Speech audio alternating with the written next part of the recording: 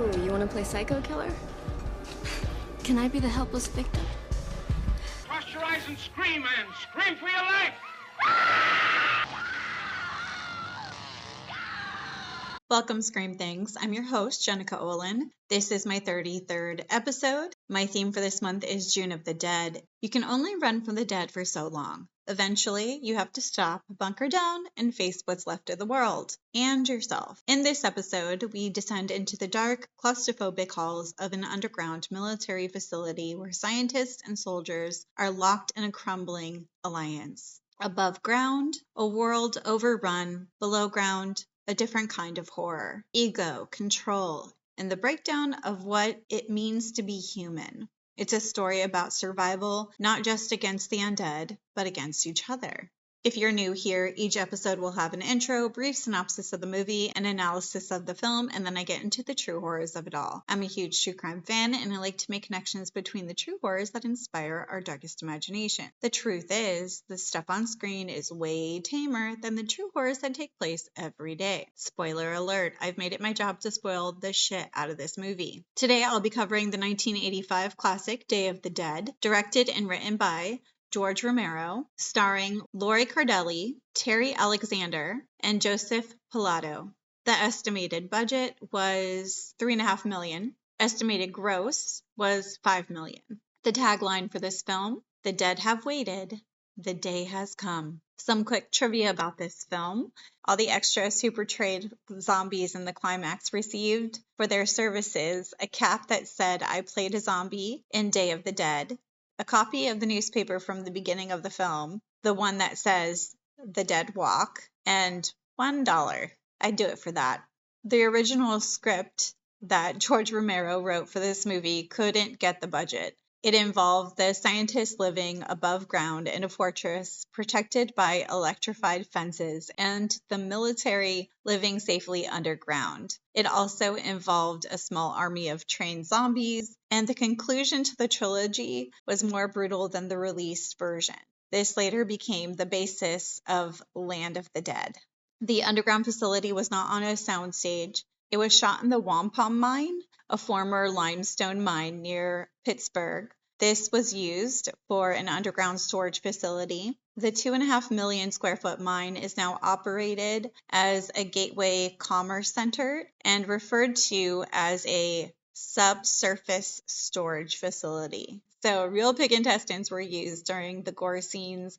I mean, there are a few scenes that they use them, but when the zombie sits up, he's constrained to the table and he is able to get himself released, and then he kind of goes to the side and all the intestines fall out. I'm pretty sure that's exactly the pig intestines.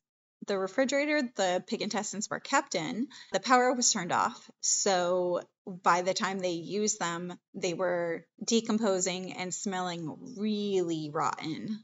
The large columned building in the opening scene was filmed in Fort Myers, Florida. It's now an art museum and used to host an annual zombie fest known as ZombieCon. I think I have to go to ZombieCon next year. Or this year, maybe, if it hasn't passed already. That sounds like a really good time. Let's set the scene with the synopsis of the movie. Now, George A. Romero takes us out of the night, beyond the dawn, and into the darkest day of horror the world has ever known. Day of the Dead. There have to be survivors in Washington. Restless and alone in a brick-walled room, a woman named Sarah sees a calendar before her on the wall. It is the month of October, and every day is crossed out. While gazing at the image of a pumpkin patch, a dozen decayed arms punch through the wall, clutching at her. She wakes up from the surreal horror in the back of a helicopter. She's reminded she's living a real nightmare. Looking down over a deserted Fort Myers, Florida, where they land near an abandoned harbor. Her sometimes lover, Private Miguel Salazar, an overworked and nerve-wracked soldier, calls for survivors on a bullhorn as they stand in this now decaying town.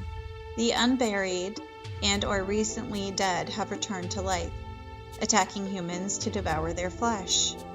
Humans, who are bitten become zombies themselves, thus adding to their numbers. The efforts of the military and scientists are useless to contain or cure this plague. The hundreds of wailing hordes of undead human turn toward the bullhorn and march toward their survivors, instinctively like cattle, forcing the team to fly back to their sanctuary. The helicopter lands almost out of gas inside the military compound. Surrounded by chain link fence, a horde of living dead have managed to find the post and surround the entrance gates. These numbers grow every day. 2 more soldiers help secure the chopper. John, the calm Jamaican pilot, and his flask-swinging Irish buddy, Bill McDermott, are anxious to get on the nearby cargo elevator, but not before urging the soldiers to fill the chopper with gas. Sarah notices Miguel is becoming increasingly stressed and despondent. He hasn't gotten out of the chopper yet and apparently wasn't aware they even landed. They descend into the underground sanctuary, where they will not see sunlight again for days. Miller is another military officer waiting below for results of the team's search. This time, he can tell it was another waste of time. Major Cooper, the commanding officer who died earlier that morning, was buried above the complex near 5 other graves of men the unit has lost. 4 soldiers and 1 civilian scientist. Sarah and her group meet Privates Steele and Rickles, 2 more soldiers who are now in charge of the zombie herding, as Dr. Logan has requested 2 more guinea pig zombies for his experiments. Let's go, you dumb fucks! Get over here! Hey! Here we are! Come on! At the capturing pen, Steele and Rickles both sexually harass Sarah verbally before the shell-shocked Miguel, who is of course oblivious. Then Steele, making his sexism clearer than ever, refuses to have Sarah handle the capture, and Miguel defiantly takes on the dangerous task to prove himself. He loses control of a particularly excited female specimen, jeopardizing the lives of all involved. Sarah managed to re-snare the female zombie before it can bite Rickles. The hot-tempered Steele, enraged that his buddy Rickles was almost lost because of his actions, grabs Miguel, forcing him into the clutches of a caged zombie. Sarah orders him to let him go as she points her gun at him. The situation calms down and 2 more specimens are brought back to the lab for study. Miguel is sedated by Sarah in his room, while he uncontrollably berates her.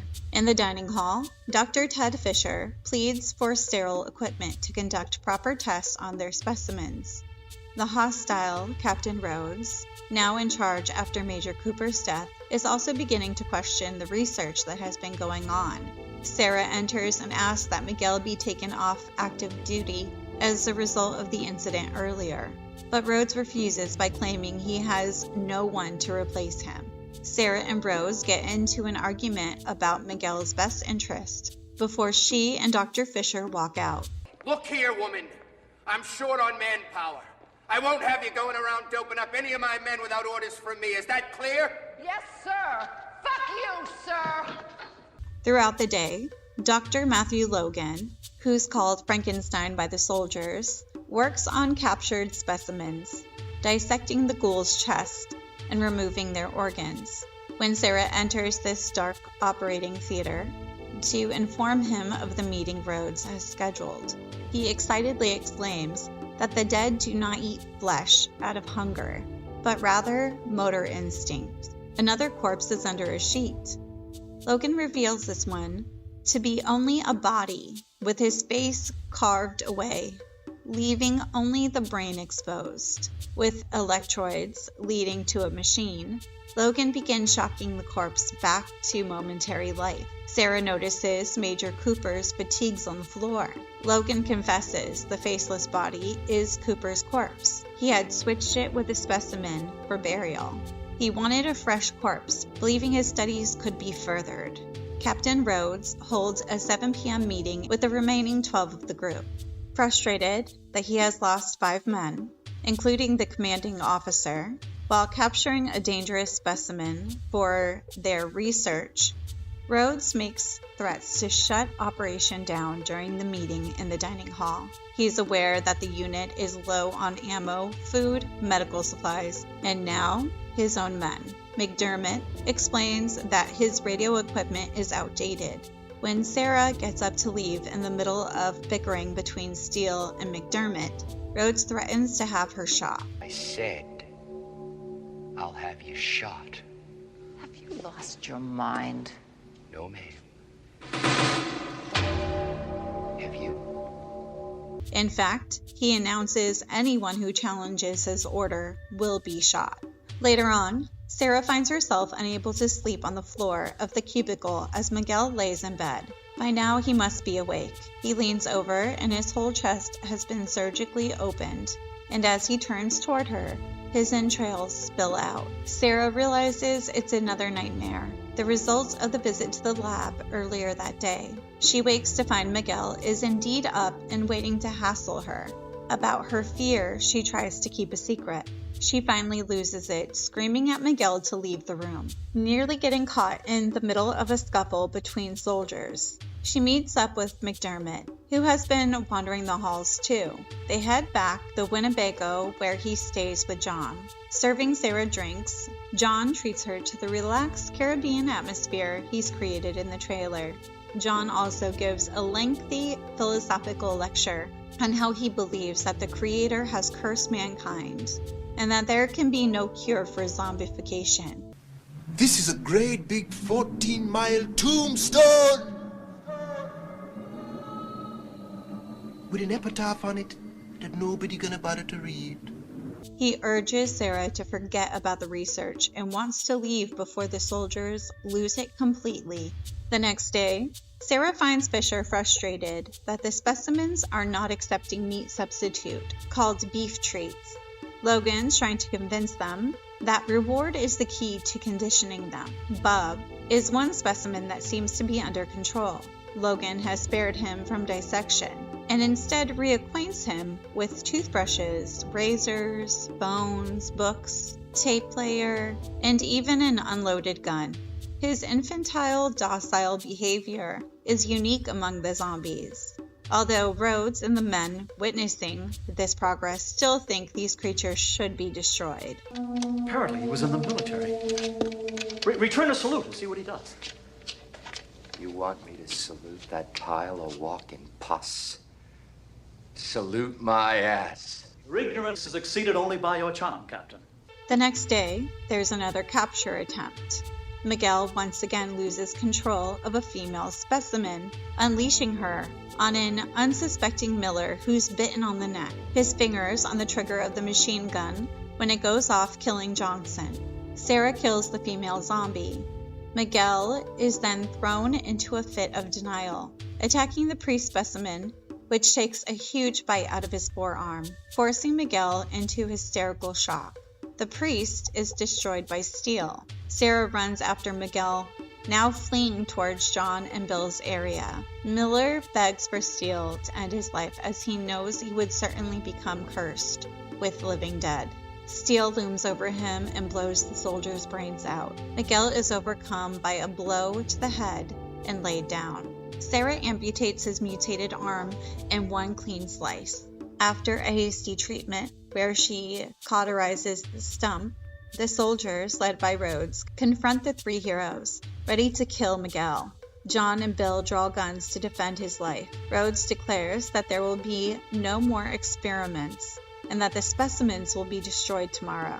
Leaving her shaken, Sarah finally breaks down and John comforts her.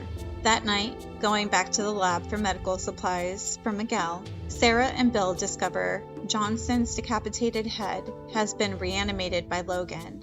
Horrified, they follow Logan from the refrigerator room into Bub's room. There, they witness the reward he had stressed all along, the fresh remains of Miller and Johnson. Just as the two realize what Logan has done, Rhodes and the remaining soldiers appear behind them. Upon seeing what Logan has been up to, the enraged Rhodes drags the pleading Logan into the refrigerator and shoots him dead. Rhodes orders John to get ready to fly. He fires a bullet into the head of Fisher to make his point. Rhodes orders Sarah and Billy into the cages leading into the zombie-infested caves. John refuses to go anywhere until they are released. Then they hear the sound of the elevator powering up. John flees with Rhodes' gun through the caves to search for his friends.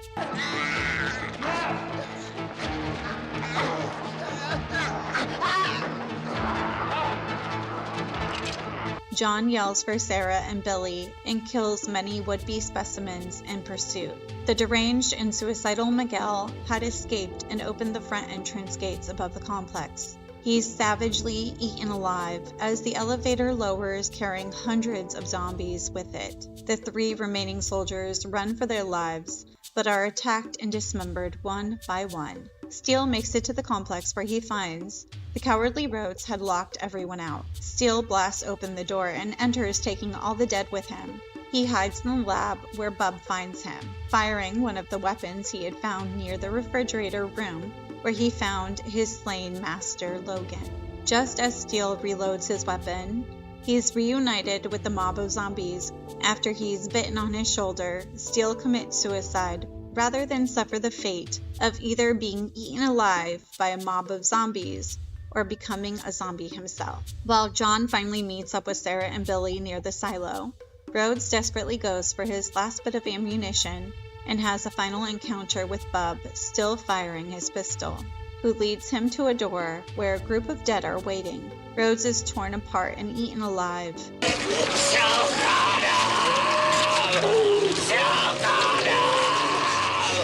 When the 3 survivors finally exit the silo, they see at least 100 zombies marching toward them and the helicopter. She wakes up on an island with John and Billy fishing in the surf and birds overhead. On her calendar, she marks out November 4th, the Day of the Dead according to Latin American folklore.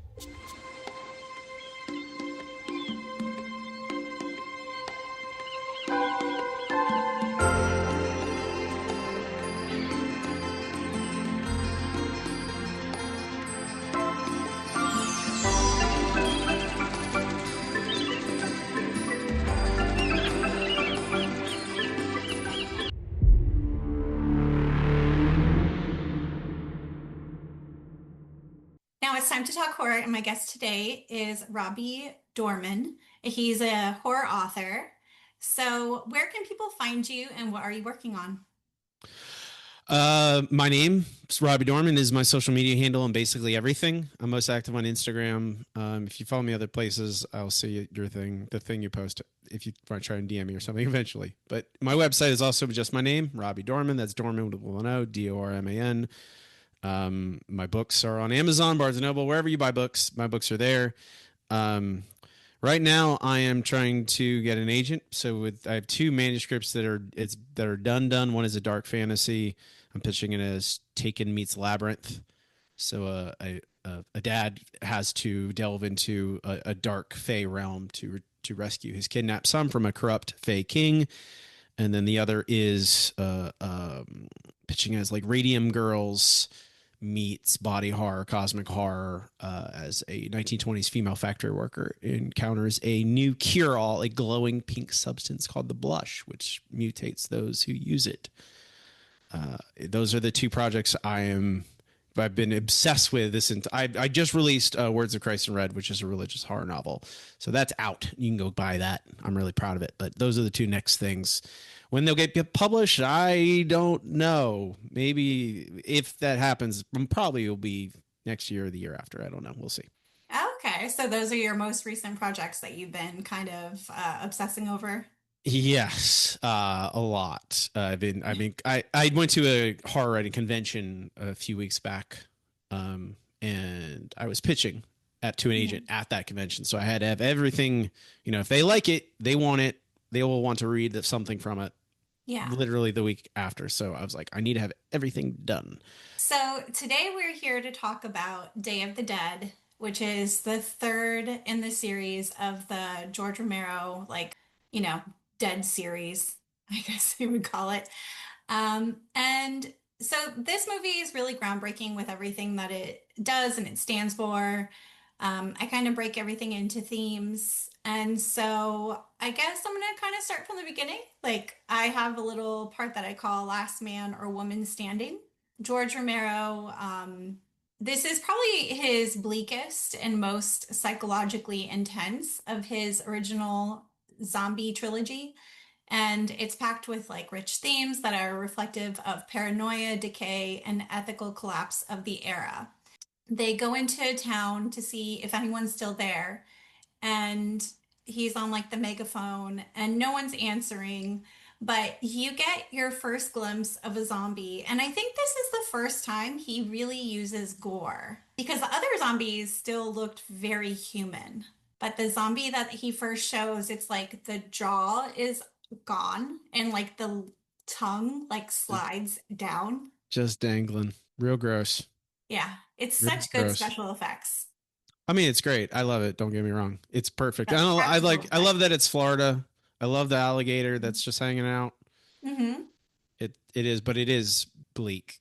There's no one. Nothing. No. There's no like, oh, maybe people are still out there. I mean, if there are, we don't know. And there's just zombies.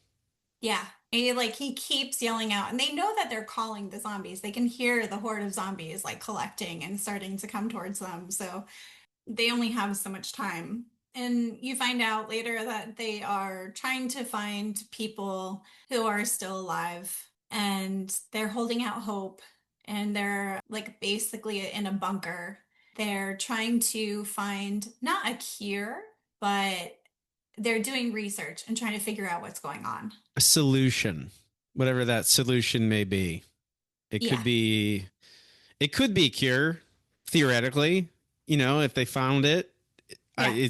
It seems like really it's more Frankenstein, as they call them, is more about, no, we want to tame them. We want to tame the zombies to live alongside them, I suppose, is his thought process, even though he's losing his mind. So it's really hard to tell. I mean, that's the whole thing, is like all of this is all very tenuous. It feels like they're still working towards something, but all of them, because they've lost the chain of command, for the military guys specifically, they're like, oh, well, we're just going to, you just have Rhodes, Joe Pilato, the utter maniac, who I believe screams every word he has in this entire movie. It is him screaming. Like, Jesus, how can you keep up with that? Like, that's so much stamina to be that angry all the time. Just yelling and yelling and yelling. I mean, don't get me wrong, it's wonderful. I love it. They're surrounded by zombies. They're in they make a really good point of, the bunker is not up to date. This is not a new, nice facility. Mm-mm. Everything is outdated. They are running out of supplies.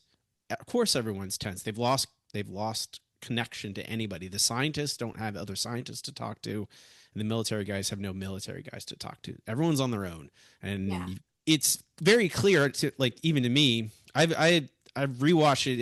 It's been a bit since the last time I've seen it.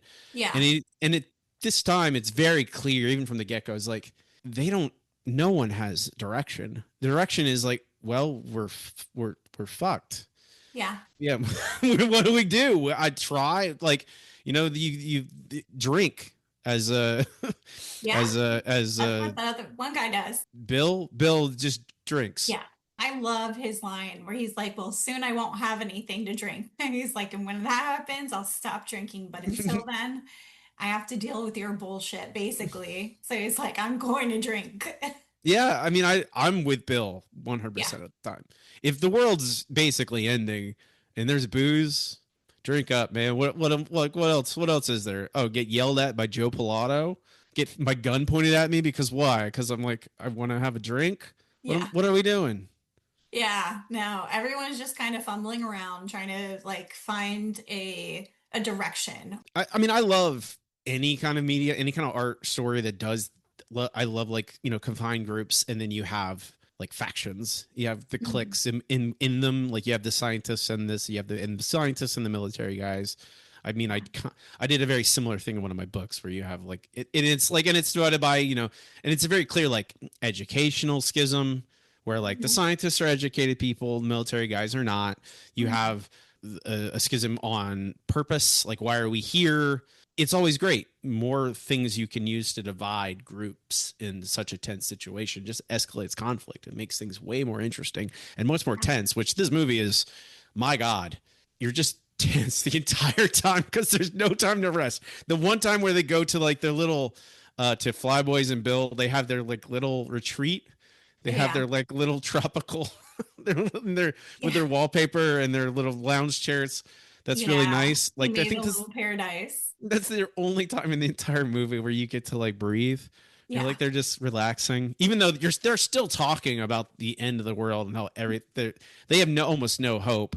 Yeah. But it's still, the setting is the only time where you can almost forget you're like in a bunker underneath a swamp. I found something about like they refused to actually stay in the like sterile atmosphere because they were like, it's so depressing.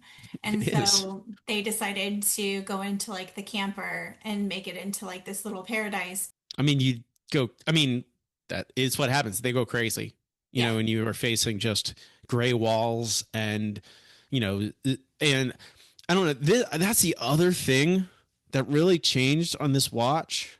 Mm-hmm. I have a lot more sympathy for the military guys than I'd used to. And it's, clearly Sarah is our protagonist. Yeah. And she's the most level-headed. Yeah. She's the one, and she's desperately trying to keep it all together while everyone else is losing their minds, except I guess for Flyboy and Bill are more also like alongside her. They're very clearly allies. Even though Bill is half drunk the entire time. But I did have a lot of sympathy for the military guys. They're not good people largely, but they are also in a terrible situation. And when Sarah discovers, oh no, you're using the bodies of the military to experiment with. Which we find that out kind of in the beginning with the commander-in-chief, right? That he's like a faceless corpse with just like the brain. Oh, so gross. And it's such a great, like the practical effects on that are so good. It looks really good. Yeah. But it's the dehumanization. Frankenstein is like, he's ripping humanity away from. And it's really it's a really interesting juxtaposition because he has Bub there, and Bub is like this outreach to like, oh, look, there's still some humanity left in him, perhaps. Like he has, of all the zombies we've seen so far, he has the most motor function. He can recognize people. We see throughout he even has like affection for the doctor after he's killed. Like there's still feelings in there, but that's juxtaposed with Frankenstein also like taking a person he worked with and just ripping him into pieces, just pulling it there. And he's like, oh, they'll never know. Because I ripped off it. I literally I ripped his face away. And you're like, and he's covered in blood. Oh yeah. Oh no. I thought about that too. Like he's so disgustingly covered in blood. I'm like, that's not sanitary. It's clean yourself up. Like imagine if you're like, that's the one thing this movie, if like those, I mean, there was a gimmick. I remember, I think of the 70s, smell-o-vision. But if you could smell this movie, you would also go crazy. Because I can't imagine you're in this room and you like the doctor walks in and he's covered in blood and you would smell it. So Dr. Logan, which is Frankenstein. Yeah, all I hear is Joe Pilato yelling Frankenstein. So that's all I can think about. He's a smart man. Like he's able to reason, and his reasoning is like the way he reasons is able to kind of calm Rhodes, because Rhodes is like ready to fly off the handle at any moment. Like, we're just going to shoot him all. And he's like, yeah, but with what? Like, he just points out the obvious, and he's able to kind of shut down Rhodes and any of his his tantrums. But I see Dr. Logan as also like, he's so used to spending time with these zombies. He's not spending basically any time with humans anymore. He's just experimenting on these zombies, turning them into his friends. And, you know, we do know from the the second movie, Dawn of the Dead, that they are repeating it, like their actions are like reflexes. It's like mindless movement of Yeah. what was important to them in their lives. So even though we have Bub who's able to mimic like human behavior, we already knew that they could do that from the second movie. And it doesn't mean that they are actually cognitively like processing anything. They're just mimicking something that was important to them. Like he salutes the officer and it's like, well, he was in the military, you know? And it's funny too, in the beginning of the movie, when we're in the deserted city, I think it's Fort Myers, Florida, is where it is. Yeah. You can see like the zombies as they're kind of like waking up and they're really, they're hearing them call out. There are zombies with tennis rackets.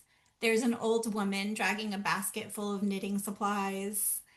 Um, a woman holding what appears to be a watering can. It's just like, they're still repeating those behaviors that were once meaningful to them, but are now mindless, repeated activities.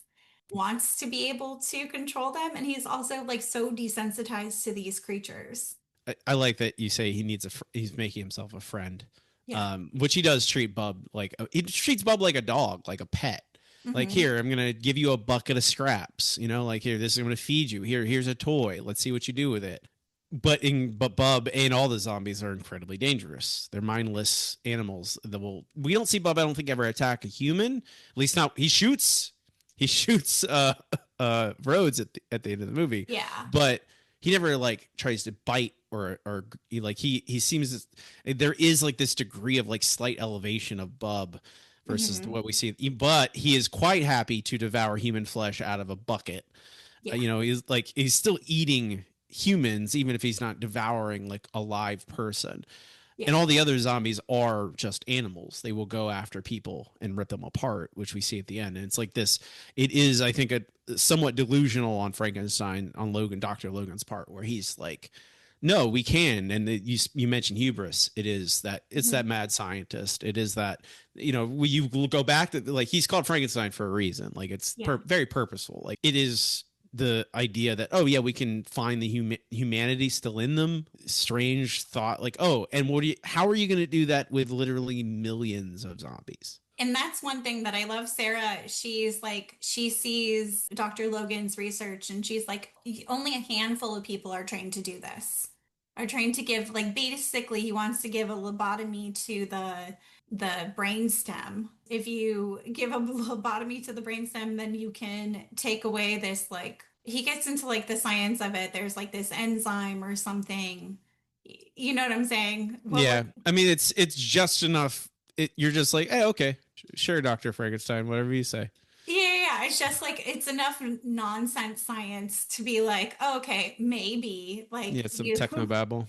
Yeah, but she also, like, she points out, like, his science is not, he's theorizing a lot of stuff and making a lot of assumptions.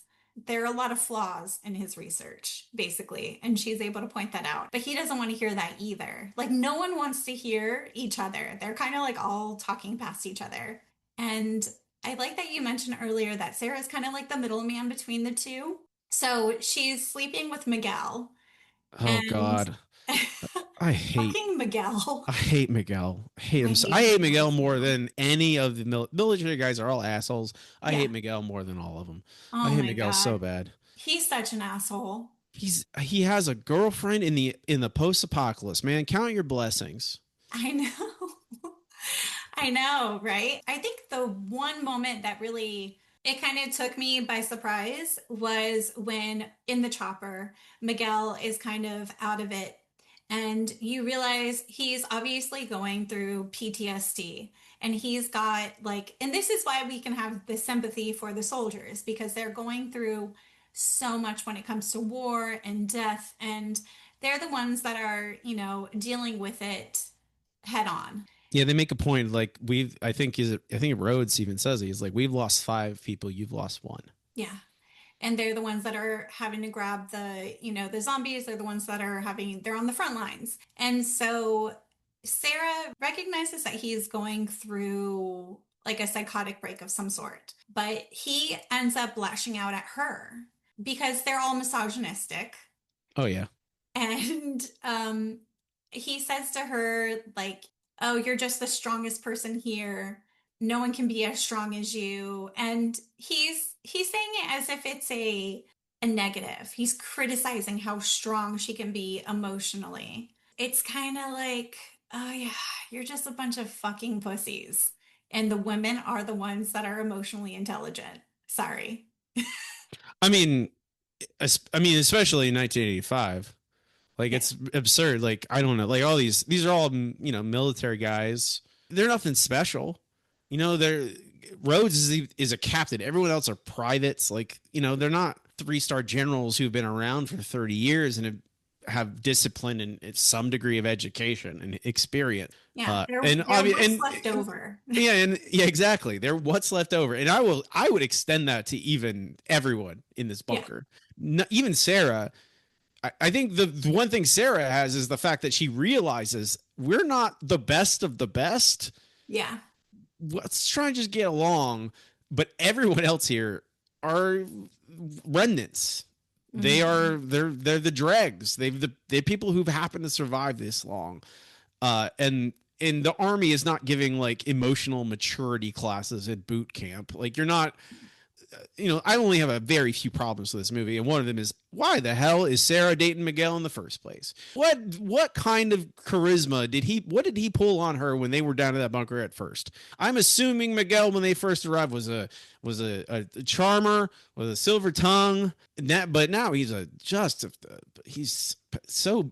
mean. Like, it's just, and like it's weird that I can almost excuse the meanness of all the other military guys compared to Miguel, because they are just like generic misogynist assholes. Well, yeah. Miguel seems very targeted because they've been in a relationship. Mm-hmm. And Miguel's like, yeah, oh yeah, oh, and like, he's angry at her because she dares to like care about him. Yeah. She wants him to rest. She's like, you've been going for like 48 hours or something without sleep, or it's been and it ends up almost killing them at first because he loses control of the zombie. I think what's interesting with that is, we are coming at the tail end of their time in this bunker. So we're here at the collapse of everything. We have no idea what it looked like in the beginning, how they were working together, or, when it was in good shape. Yeah, you don't really know. Yeah. So I think, like, I get where you're coming from with Miguel. And I think the only thing I would say in Miguel's defense is that I think any of them would have treated her that way. Oh, yeah, probably. Yeah. I don't. If I was Sarah, I would not have been dating any of these Army men. But we don't all make. Again, no one's making their best decisions right now at the end of the world. She's probably lonely. I kind of felt like there was a special connection between her and Flyboy. Yeah, a little bit. At the end, I was a little bit.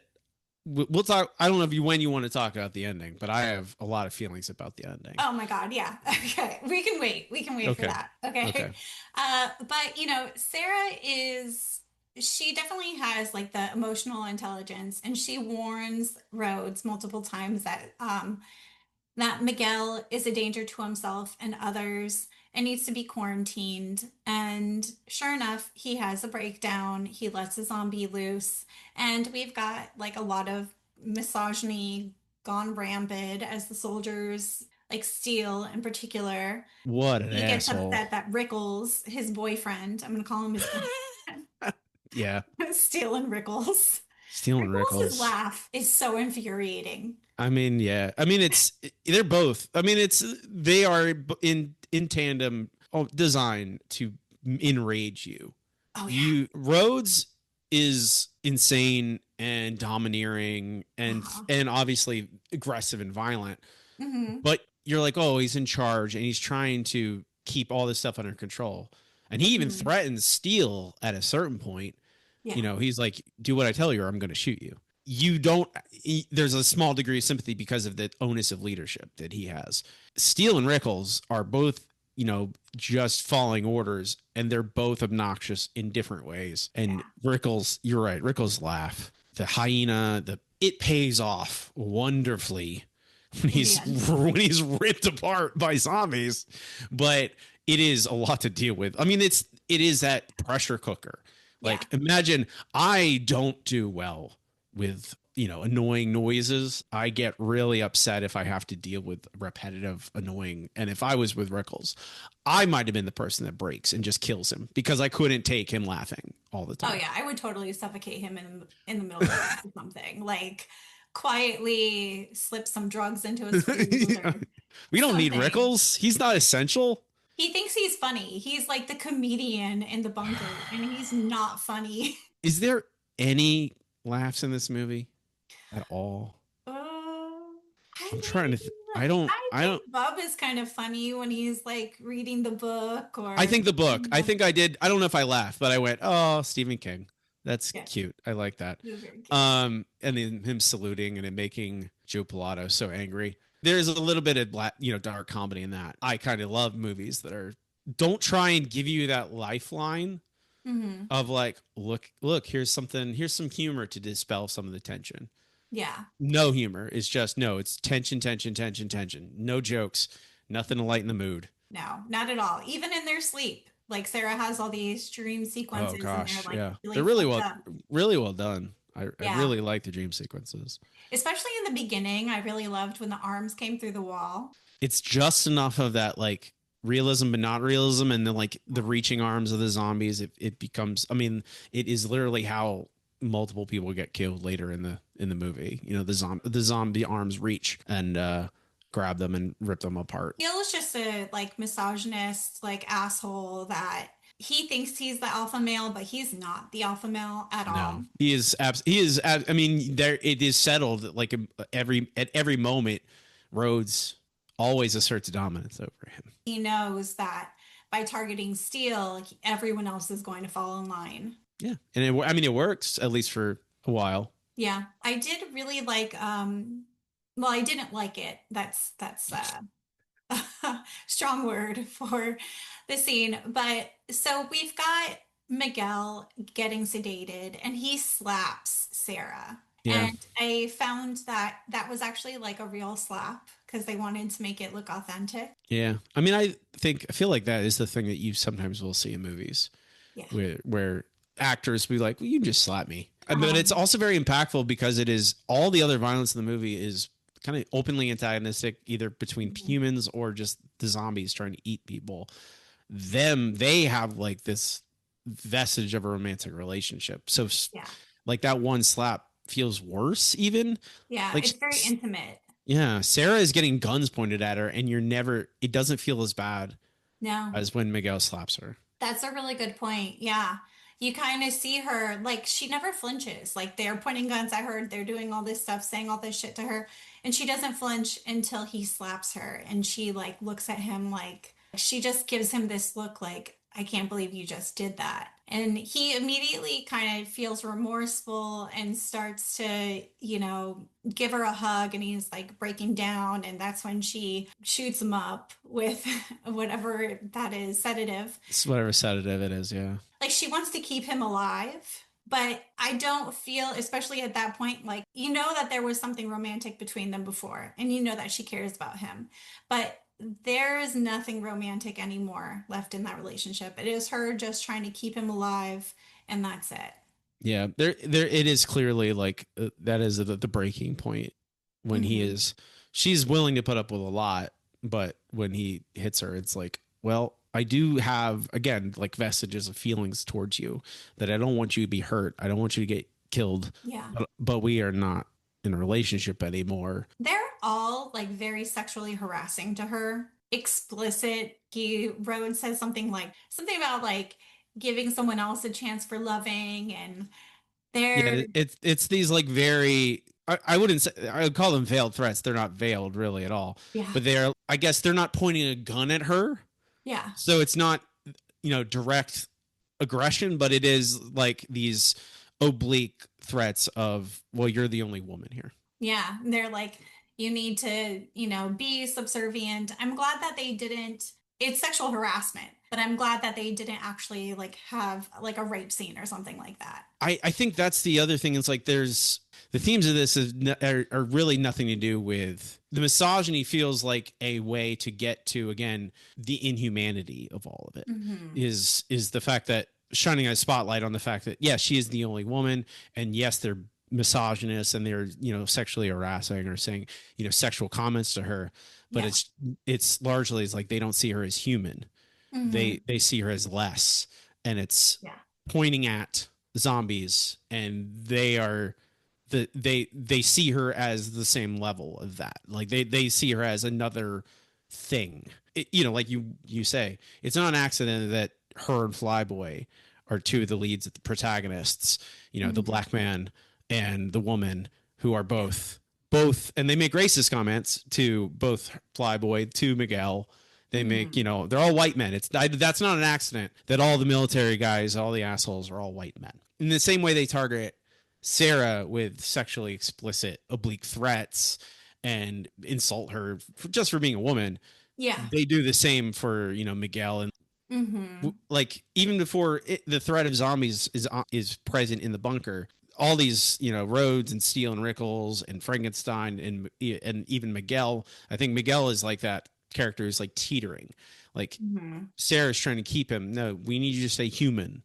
You can't fall into, along with Rhodes and Steele, you can't be that. They have lost their humanity. They're not zombies, but they're also not human anymore. Yeah. This disaster has stripped them of it, just like it does it to Dr. Logan. So kind of the next theme I have in here is the breakdown of society and authority. You have this like microcosm of the world at large. It's already fallen apart, but now we have the military, the scientists, and the civilians. And like the civilians are Bill and Flyboy, right? So you see the tensions between all of these different groups. They all have different motives or goals of what they're trying to achieve. Rhodes rules with violence and fear, while Logan works with eerie calm, even if that means feeding human corpses to zombies for research. The zombies are human decay. Dr. Logan is the ethical decay. And the soldiers are the decay of order and civilization, is kind of how I put it. Yeah, everything's rotting. Yeah. Everything's falling up. Like it is that human, obviously the zombies are rotting, but it's not just that. Everything is falling apart. Yeah. It is. And it's the fact that it doesn't need to. You don't need, like, they have supplies still. They have a helicopter. It feels like all of them are tied to these systems that used to exist. Oh, yeah, 100%. All of them are still invested and have belief, and I think obviously kind of tied into their identities. These systems are what I am. Yeah.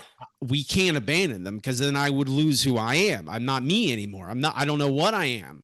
I guess with Rhodes, I guess the other thing I have in here is about how he's like basically saying that he will court-martial anyone who goes against him. Yeah. But no one really takes him seriously, because they're all pointing guns at each other all the time. And until he points the gun at his own man, until he points the gun at Steele, no one takes him seriously. And then they're like, oh shit, he's like on the edge. And he just got into power too. Yeah. So like everyone's kind of on edge of like, what's going to happen with the power structure here, because he just took on this role. And they're realizing just how bad it's going to get with him. There's a lot of isolation and despair. And again, the court-martial thing is so silly. Yeah. Who am I getting court-martialed to the tribunal, like army tribunal? Where are they? Yeah, they're here. Like basically, I'm gonna have a shooting squad and take you out. Yeah, exactly. I mean, that's the thing. Like, it's not I'm gonna court-martial you. I'm gonna shoot you. Yeah. And you're like, well, and in the fact like everyone's pointing guns at each other all the time, it feels again everything is so bleak and life is worthless. They don't know how many humans are left on Earth. Yeah, the doctor does say, he comes in and he's like, we're in the minority now, and he estimates that it's like 400,000 zombies to every human, which is so dismal. It was such a horrible estimation. Like, I mean, that's better than it could be. 400,000 to 1. That means there's more than 10 people on Earth. They're not the only ones left of people in this bunker. If he's right, But it is that there is the question of like, well, how long do zombies live? Does he say something about that? Like how zombies will go, how long a body will survive? Like after they turn? There is something that that the doctor says about that, but I can't remember. Yeah, exactly. The timeline. He says like they can live for years. I mean, and it's all like him hypothesizing. He doesn't know for sure. What is keeping them? Like he says, oh, I disconnected everything, all their organs, and they still hunger. So that is it's a zombie movie. I'm not going to be too, again, like we've already I'm not going to be too strict on the science of it all. Yeah. Sure. There's something that turns them undead and they come and they hunger for human flesh. Okay. But at a certain point, bodies would rot. And like, there's no biological thing keeping them going. There's still microbes in the air. There are still things that are feasting on the flesh of a dead thing. The dead thing's walking around. It's still dead.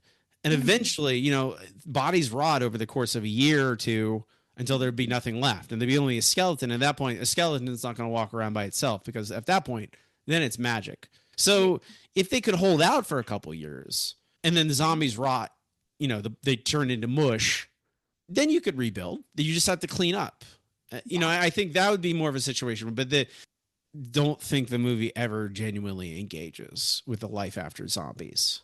It paints it more as like a dream. What I really love about like John Flyboy, whenever Sarah's in their like camper van thing, and he talks about like all the research that they're doing, everything, and it's very nihilistic again. He says like, this is all pointless what you're doing. We have papers on how many people had like this virus or how many people did X, Y, and Z. Like there are all these census, records and things like that. And no one will ever look at it.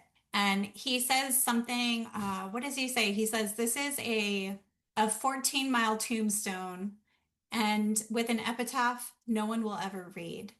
Basically everything that they're collecting, that's an epitaph. And it's pointless. Nothing's ever going to happen with it. I mean, I agree. I think that's him and Bill, the civilians are the only reasonable people. They're just trying to get out of there. They're trying to not get killed by Frankenstein or by Rhodes. Yeah. And although Flyboy said, oh, we'll repopulate the earth. Yeah. I'm like, no, you're. Yeah. Buddy. He has his own idealized world too. Yes, exactly. And that I up until like, I have zero problem with that character going, oh yeah, we can do that. It's not, obviously it can't happen because his vision of this is just as foolish as Rhodes' vision or Frankenstein's vision. Like none of this is going to happen. So the other theme I had in here was the evolution of the zombie. Romero introduces the idea that the zombies can evolve, learn, feel, and possibly reclaim their humanity. And we see this through Bub. And I've already mentioned Pavlov and, basic conditioning. And, he tries to use fake meat to condition Bub. It's like some weird meat substitute, but that doesn't work. So he ends up then giving Bub like human flesh of the recently deceased. Bub doesn't like Impossible Burgers. No, he doesn't. Bub wants the real deal. He doesn't want to be vegan. No. There's no veganism in the post-apocalyptic world. Sorry. It's not for Bub, at least. If you're vegan, eventually. I mean, I would yeah, I mean, man, having a chicken would go a really long way down there. Just having one or two chickens just to lay eggs. I don't mean to offend vegans. I don't mean to offend. No. I mean, Fred Durst, lead singer of Limp Bizkit, is a vegan now. And someone asked him, how do you do it? He goes, beans. Beans is the answer. So beans. Bub doesn't want beans. Bub wants human meat. Yes, he does. He wants steak is what he wants. Yeah, human steak. Yeah, does. So one thing that's interesting about Bub is Dr. Logan tries to get him to talk. And he's like, say hello, Aunt Alicia. I don't know who the fuck Aunt Alicia is. Bub had one. Bub had Aunt Alicia back in the day. He almost mimics it. Like he starts to. It's like a parrot. Yeah. Yeah. It is. It's like a parrot. He's just getting him to repeat a behavior. It doesn't mean that he understands what he's saying. He's not really saying hello. He's just repeating it. It's like when I would teach uh kindergarten and the kid knew how to sing the ABCs and the parents are like, "Oh, they know their ABCs." I'm like, "No, they memorized a song. If you are It's to not isolate these things it's not the and same give thing. it is not the same thing as actual knowledge. Rote memorization is very different than understanding. And You be like, don't know, just because you can recite a thing does not mean you know the thing. no, not at all. Because real knowledge implies that you can handle different contexts Yes. with You can that apply it in knowledge. different ways and all Yes. these other things. So yeah. The Yeah. salute. You mentioned Yeah. earlier, like Bub's never seen like attacking humans, but he No. does shoot. He does shoot. Yeah, he does shoot Rhodes. Yeah, he shoots Rhodes, which is a really funny scene. And you know, that almost shows intention. Yeah. For sure. Bub does Bub does have intention a couple different times. He has memory and like does have knowledge. I think like because he is able to apply stuff in different contexts. And in memory, he's able to remember that Rhodes is the person that killed his, I guess, master or friend. Yeah. And Logan, and remembers Rhodes upset that he saluted him. Yeah. And as almost like a final fuck you, he salutes him again. Yeah.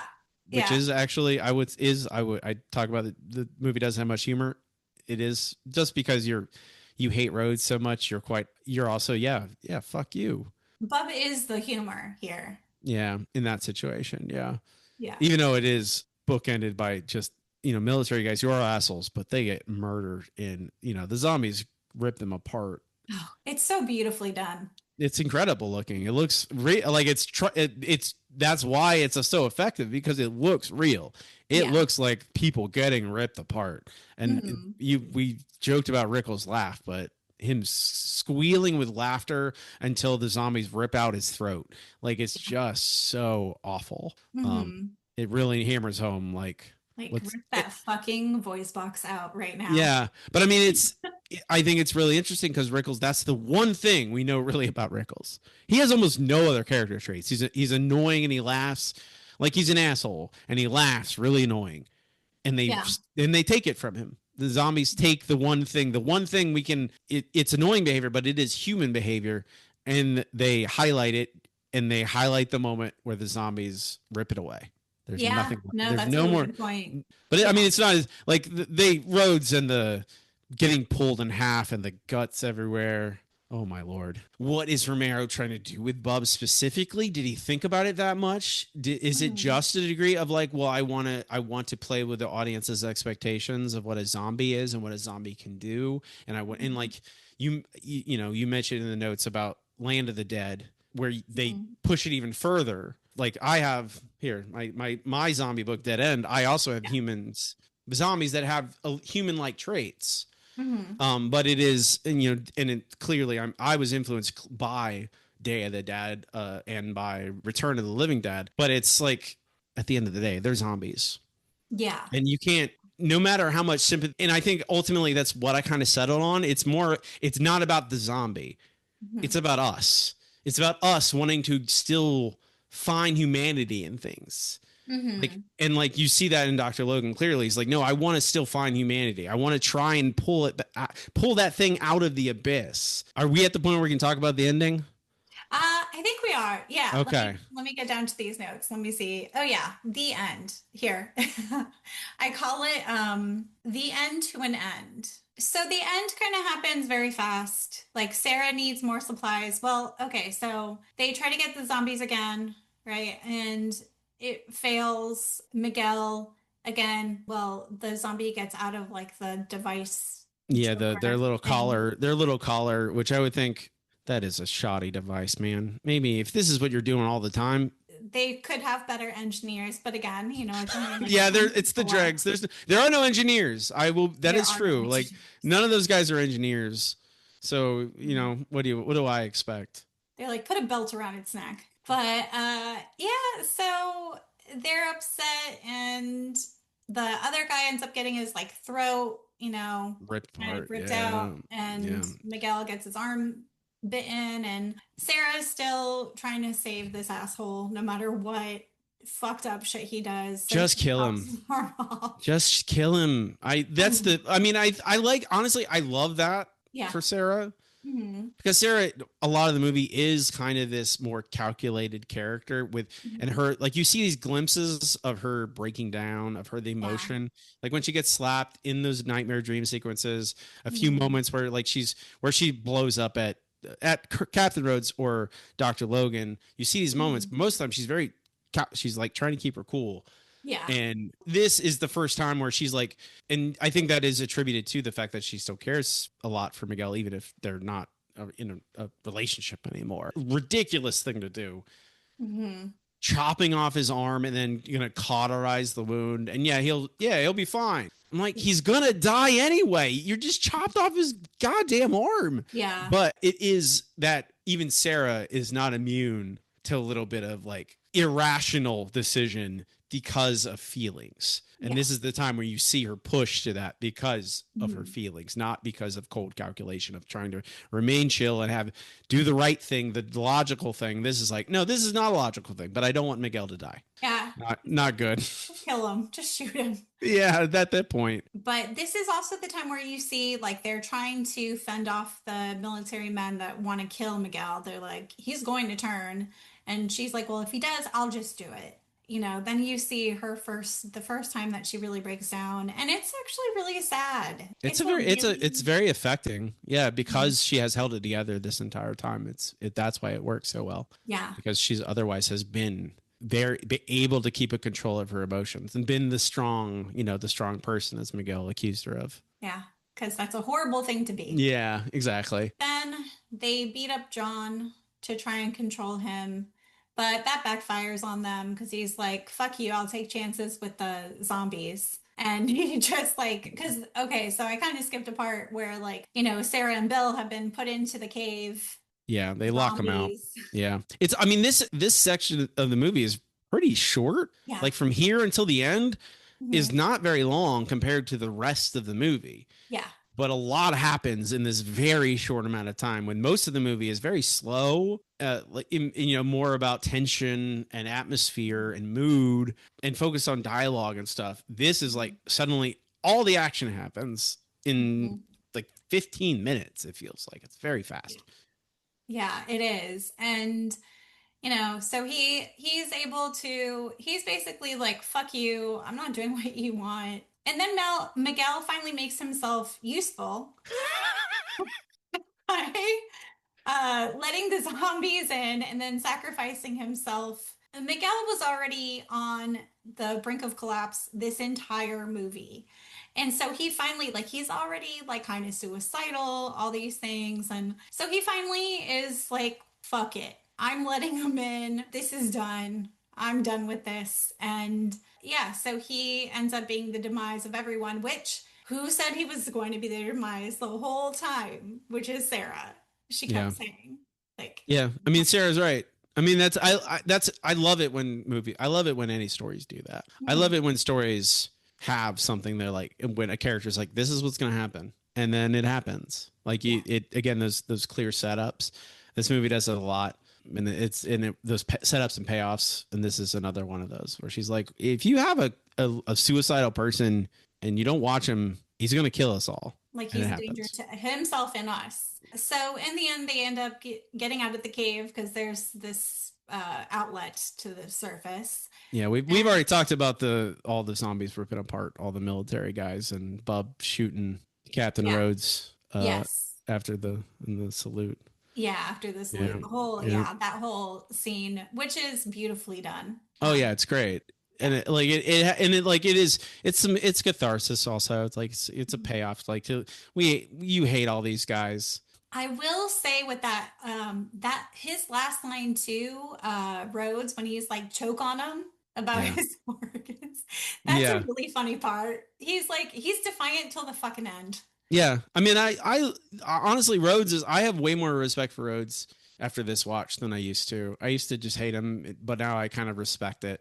Like, and also you kind of respect the situation he's in. Like, it's miserable. I do have sympathy for him. He's lost a lot of men and he's trying to keep shit together, and he's also suffering with mental health and dealing with Dr. Logan. I think that's the thing that works on me, where I go, well, if I was in charge of this doctor who has been feeding people that I used to work with to zombies and go, no, we can tame them. I'm like, are you kidding me, man? Go upstairs, go look around. You think this is going to do anything? No, and like, he goes about it in a very, very, very bad way, which makes him an antagonist. You know, it's not that he's wrong. He's just an asshole. Yeah, exactly. The torso being dragged away. Such a good scene. Yeah, it's great. It's so memorable. It is like at least top 10, maybe top 5 horror deaths of all time. Like, it's so memorable, so iconic. It is. Yeah, him screaming, you know, but a choke on it is like this. It is like this nihilistic scream to these as he's dying against the zombies. Like, yeah, I hope maybe I'll kill you with my guts. Yeah, it's really funny. And that was ad-libbed, apparently. That's great. I love that. Makes a lot of sense. Yeah, exactly. I mean, you wouldn't write that. Who on earth? Yeah, choke on them. Choke on it. Choke on my guts. Yeah, choke on them. So in the end, they're all on an island, just like John had described. Actually, it was the beginning of the movie, I think. He describes an island. He's like, we can all just go to an island. We can do all this stuff. And, you know, so he describes that. Exactly what he described is what ends up happening. And there's hope in the end that humanity could maybe be started again with 1 woman and 2 men. I think this movie is near perfect until the island. And there is a part of me where, like I described it earlier, where it feels like the island is just another dream. You know, it's another hallucination. It wouldn't actually work, just like none of these ideas would work. This deluded idea that, oh, we can restart it on the island. And it ends with this very, you know, hopeful moment. And I don't sense any kind of irony in it. I don't think he is trying to project any amount of irony in the scene. I think he is projecting like, no, they've found at least peace for now. I don't know if Romero was just like, well, these guys, it's been a hard time. We're going to give the audience a minute of happiness here at the end. I don't know. Do you like the ending? The tone, there's such a shift in tone between the entire movie and then the ending. And I'm the kind of person who's very nihilistic. So I am more than happy. Like, there are times where I'll watch a horror movie and it's like they try to fit in this like happy ending where it doesn't really fit. And it's like, just let it be. Now that we have discussed the whole movie, I have a game for you. Oh, I'm very excited about this. And so what I've been doing with my guests is I have a blind ranking. I have like a spinny wheel that I have a bunch of different movies on. There are like 10 different movies on this one. And it'll pick up a random movie and you have to place it on a scale of 1 to 5, 1 being the best, 5 being the worst. Yeah, so this is a blind ranking and they're all zombie movies. All right. So are you ready? I think so. So I'm spinning right now. All right. The first movie you got is 28 Weeks Later. Where would you put that? 28 weeks later? Yeah. Oh, the misbegotten. Stepchild. Yeah. I think I'm pretty confident. That's a 5. That's number 5 for me. Weeks is the weakest by far. I haven't seen Years yet. I'm excited to see it, but it's Days. So good. Okay, good. I'm glad. Everyone has loved it. Everyone I follow has loved it, so I'm really excited to go see it. But Weeks, it's fine. But I'm gonna play. I'll just put it at 5. It is. Okay. That's fine. The next one you got is Planet Terror. Ooh, Planet Terror. I haven't seen Planet Terror in a really long time. I like Planet Terror is a lot of fun. It is a lot of fun. I don't know what else is on this list. Planet Terror. I mean, you don't have to tell me. You don't have to tell me. It's more fun if I don't know. Yeah. I think I'm gonna go 4. I'm gonna go 4. I'm gonna hope that it pulls up more stuff I really love. Planet Terror is just a fun movie that I like, so it's a 4. It was a very fun movie for sure. And I love like her leg. The camp, the silliness. It's, you know, of the 2 Grindhouse movies, I prefer the Tarantino than the Rodriguez. All right. Next one. Return of the Living Dead 3. Oh my God, man. I should have held back. It's another, it's not, I don't hate it or anything. It's not a good movie. But it's not good. It's silly. A lot of those sequel movies, they're just so silly and Okay. I wish I had put Terror at 3. I'll put it at 3. It's the lowest I can put it. I would put it below 28 Weeks Later if I could re-rank, but that's the game. So it's at 3. Yeah, no takes back. No takesies, backsies. Exactly. No. It's fine. I didn't know what depths of trash you would have on this list. So there are some. Yeah, good. Excellent. I can't wait to put a truly terrible movie at number 1. I really hope there's one on here that I really hope shows up. Okay. Okay, good. Excellent. Can't wait. All right, next one. All right, Dead Snow. Oh, well, I like Dead Snow. You've got 1 or 2. I have to do 2. We're going to go to 2. I'm holding out hope. You're just going get bottom to top. I guess so. I've been waiting. I've been reserving number 1 because I want to hold out hope that I get it doesn't have to be my favorite, but one I love. Because I know. Oh, good. Should I put it at number 1 because of what else is coming? Is that what you're trying to tip me off? It's your choice. Okay. Well, I'll actually, you know what? You have complete knowledge and I don't. I'll put Dead Snow at number 1. Okay. Because it's probably is better if you're acting like this. I'm afraid that what's left on this list is utter garbage. I probably should have put Planet Terror. Okay. Number 1. I'll put it number 1. That's fine. I like it.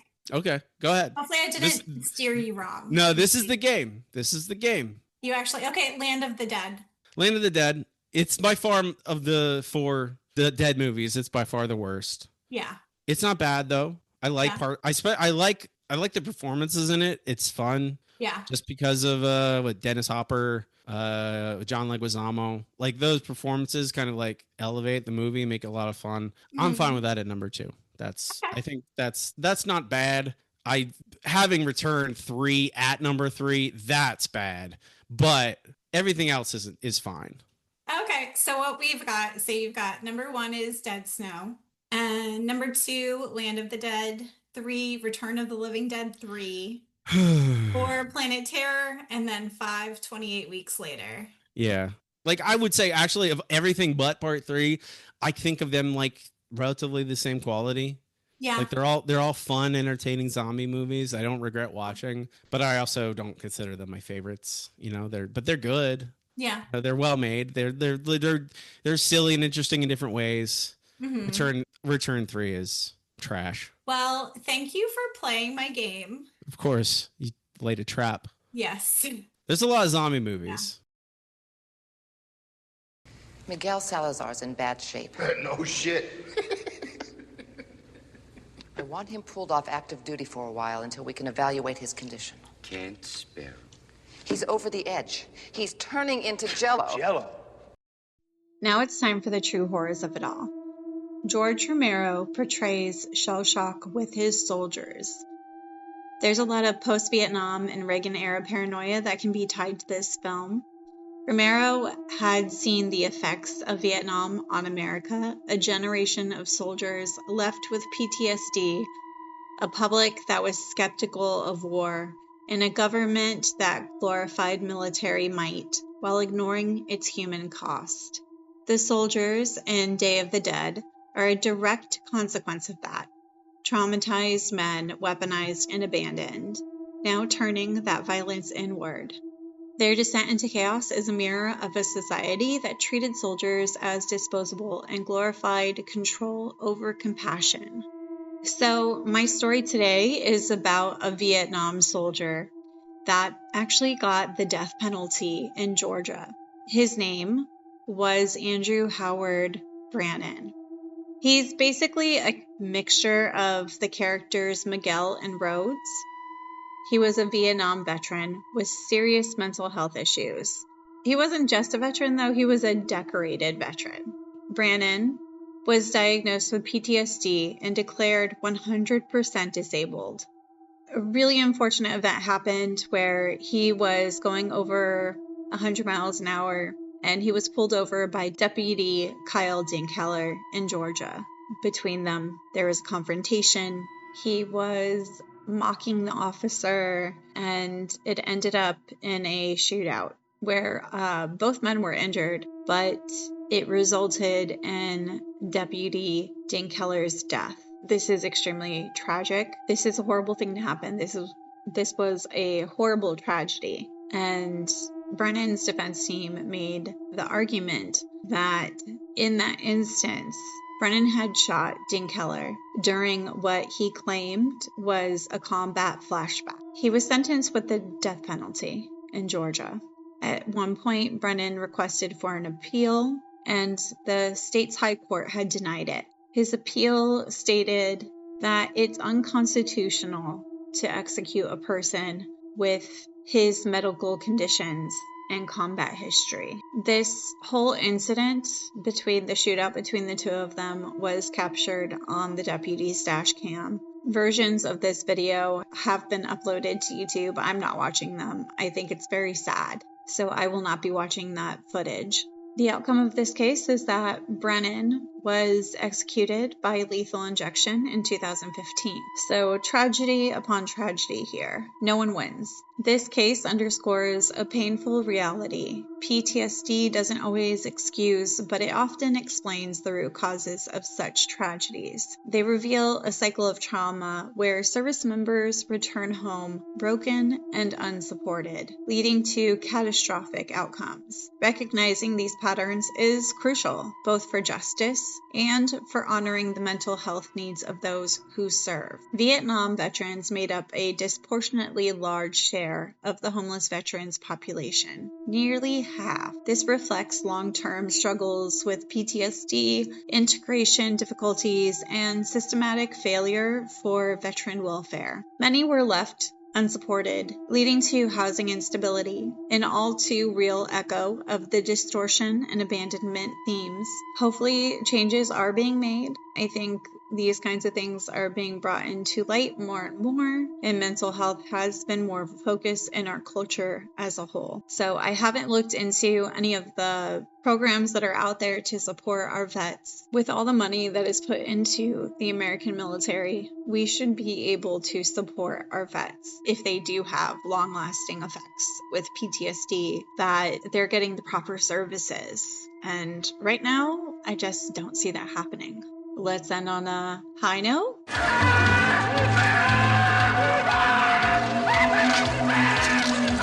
Weekly horror update. Strange Harvest is going to be in theaters on August 8th of this year. A serial killer's grisly murder spree might lead to supernatural terror in this not-so-true crime documentary, Strange Harvest. This story comes from Grave Encounters writer-director Stuart Ortiz. So psychological horror thriller, it will be released on VOD in the US on July 18th and in the UK on July 28th. The movie is Bury Me When I'm Dead. The story follows a widowed man that believes he's being haunted as revenge after failing to keep his wife's dying wishes. So you better listen to your wife if you have one, because they will haunt you. Last week, I saw 28 Years Later, and it was phenomenal. I didn't realize how divisive this film would be, but Danny Boyle takes a lot of risks with sound, story pacing, shifts in tone, and cinematography. For me, it paid off, and I'm loving all the theories coming out about Power Rangers, Teletubbies, and